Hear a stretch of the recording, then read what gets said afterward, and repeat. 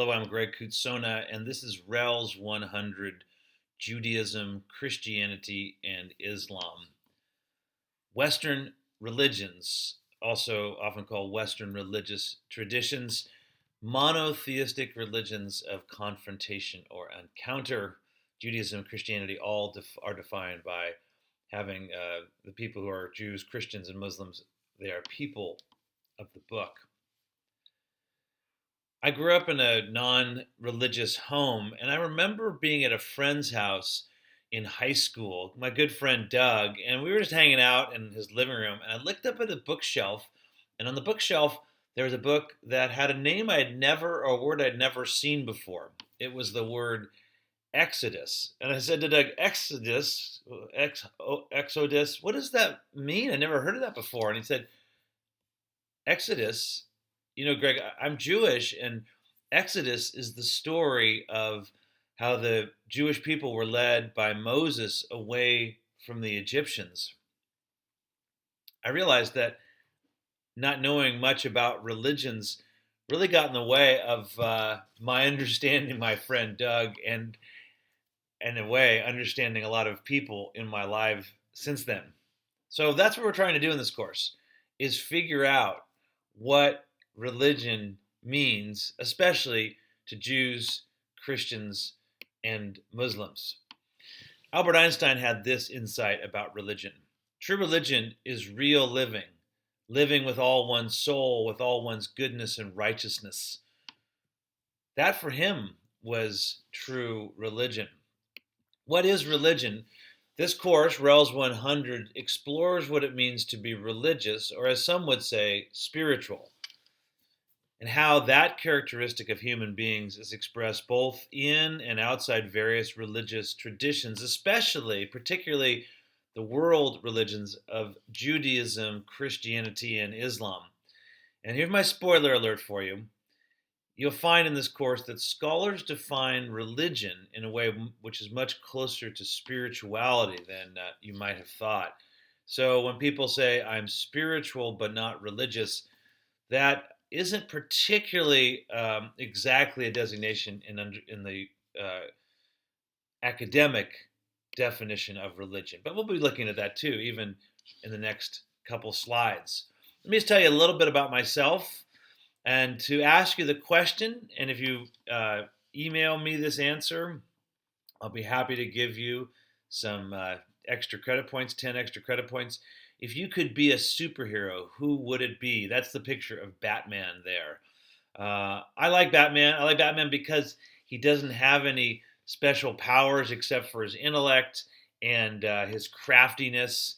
If I would visit one place, if you could visit one place, real or fictional, what would it be? I have the picture there of Greece, which as of yet I have not visited in my life, but my name Kutsona originally was Kutsonis, which is a Greek name. So let me tell you a little bit about myself with those two things in mind, and I'd be interested to know how you answer those questions. The first is the picture of my family at the Run for Food, which is on Thanksgiving Day, and we're all wearing our Run for Food T-shirts. To the left is my wife Laura, her organization that she directs. The organization she directs to the Jesus Center puts on the Run for Food, and the Jesus Center is cares for the poor and particularly for the homeless in our community. Next to Laura is Lizzie, who just graduated from UC Irvine and is part of a assemblywoman in Orange County, District 74, California Assemblywoman Cotty Petrie Norris. She works on Cotty's stateside, as they call it, work. I mean, the kind of work that's done in the Capitol. Next to her, looking quite young with her, aren't those pigtails, is Melanie, who's actually 26 and is a PhD student in anthropology at UC Berkeley, studying Native American cultures, including, of course, religion. And then, of course, me. There I am. And next to me on my bike, sporting my Cal jersey, because I'm a grad of the University of California, Berkeley. I'm biking up in Upper Bidwell Park. Above that, on the mic, on Monday nights, I do a radio show every 2 weeks on on North State Public Radio or mynspr.org. I play jazz from 9 p.m. to midnight every other Monday night. Below that is my most recent book, Negotiating Science and Religion in America, Past, Present, and Future. And I think I would just say that that is my specialization, that being religion and science. And in this book, I looked at how it's been part of American culture ever since, the pre-revolutionary times, the founding of our country as the United States, and how that actually informs, that being the relationship of science and religion and the way we've negotiated those two, informs so much of American culture, including some very important contemporary issues like COVID-19, like race and racism, like climate change, of course. So you'll be hearing a little bit about science and religion in this course. And then below is my cat, Captain Jack Sparrow. You can guess when he was named. He's hanging out, as cats often do. All right, so what is religion? If you get these slides and you want to look at the slides themselves, there's an embedded video with Chance the Rapper singing one of my favorite songs on The Tonight Show, and it helps us to ask the question, what is religion? How does Chance express his faith in that secular environment of a TV talk show? Do you find what he's doing inviting or off-putting? And how does the setting of this song in this talk show format and its religion or spirituality fit with the secular environment of the Tonight Show? So I want to keep asking this question, what is religion? Let's look for a moment at the syllabus, grading, and so on. First of all, plagiarism. Think page liarism. That is, using someone else's work or ideas without properly citing them. That is plagiarism. The CSU academic integrity policy distinguishes between misuse of sources and intentional plagiarism. If a student makes an attempt to quote, identify and credit his or her source, end of quote, but does so improperly, that student will not be penalized according to our policy. However, students should make every effort to learn the proper format for correctly citing sources, since this is such an important part of academic work. What is intentional plagiarism? It's when a student, quote, deliberately uses someone else's language, ideas, or other original, not common knowledge material without acknowledging its source. And doing so represents them as his or her own work. So if you clipped out a piece of the book God is Not One and submitted it as your answer to what is religion in the first essay, that would be plagiarism. It's so easy in our day to cut and paste, right?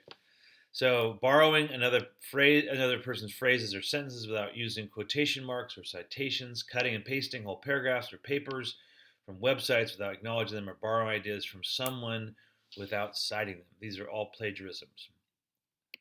Our two books are these: God is Not One by Stephen Prothero, and The World's Wisdom, which is a collection of texts from the various world religions.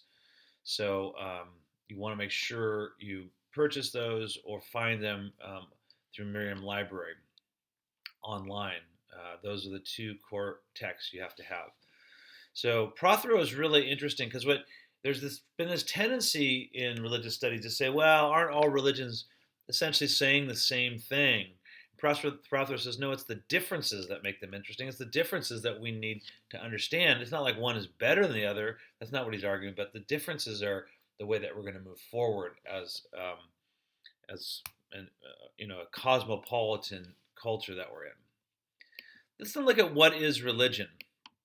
Another key book is Houston Smith's book. We're not going to use it, but Houston Smith, great scholar of religion, taught many years at Berkeley, has now died. In his book, The World's Religions, he says there are two definitions, you might say, for religion. Quote, a way of life woven around a people's ultimate concerns. That's a wide sense. A narrower one is, quote, a concern to align humanity with the transcendental ground of its existence, end of quote. Consider this then. Can baseball be a religion? Can shopping? Who is part of a religion?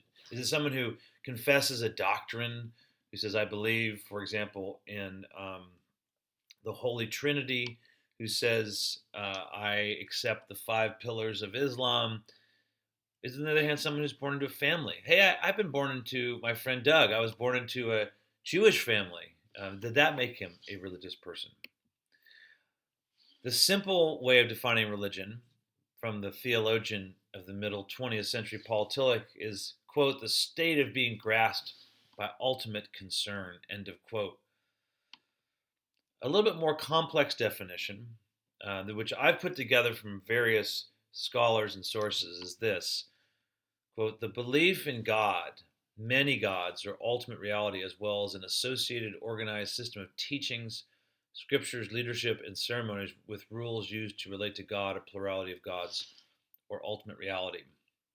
So there's belief, there's associations of teaching, scriptures, and leadership, and ceremonies to relate to that belief.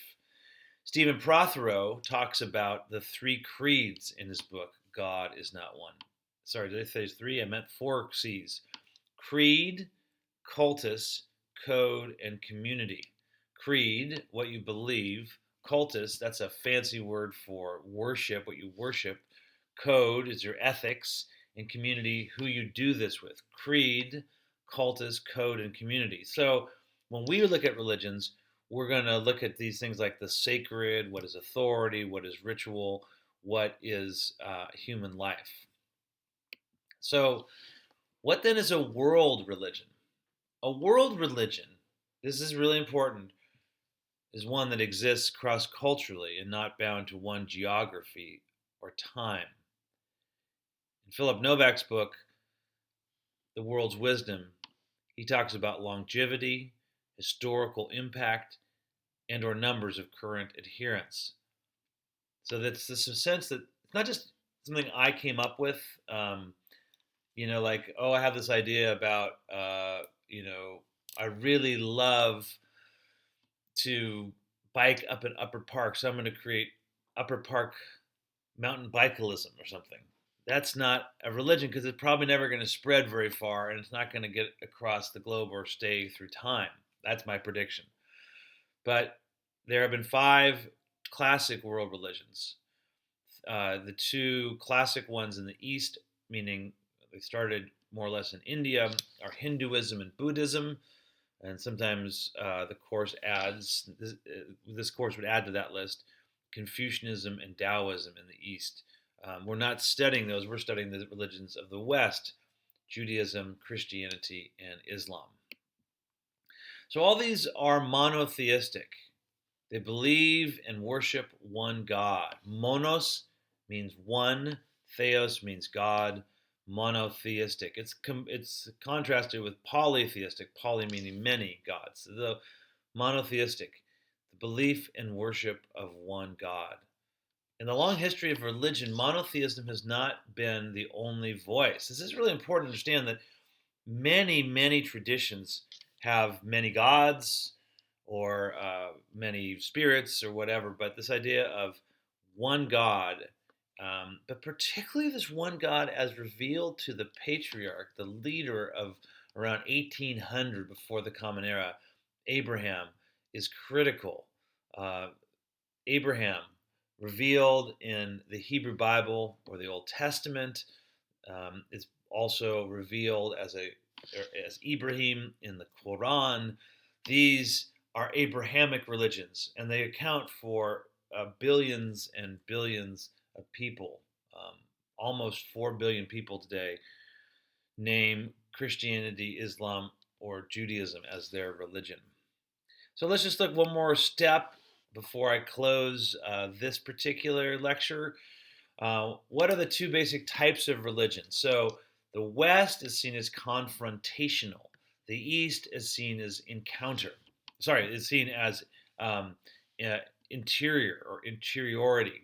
So in this book by the famous scholar Peter Berger, The Heretical Imperative, he wrote about Western religions, these 3 monotheistic religions. These are confrontational, or I sometimes call them encounter religions.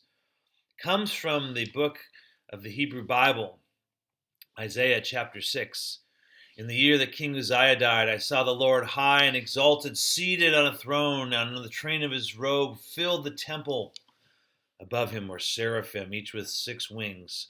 With 2 wings they covered their faces, with 2 they covered their feet, and with 2 they were flying.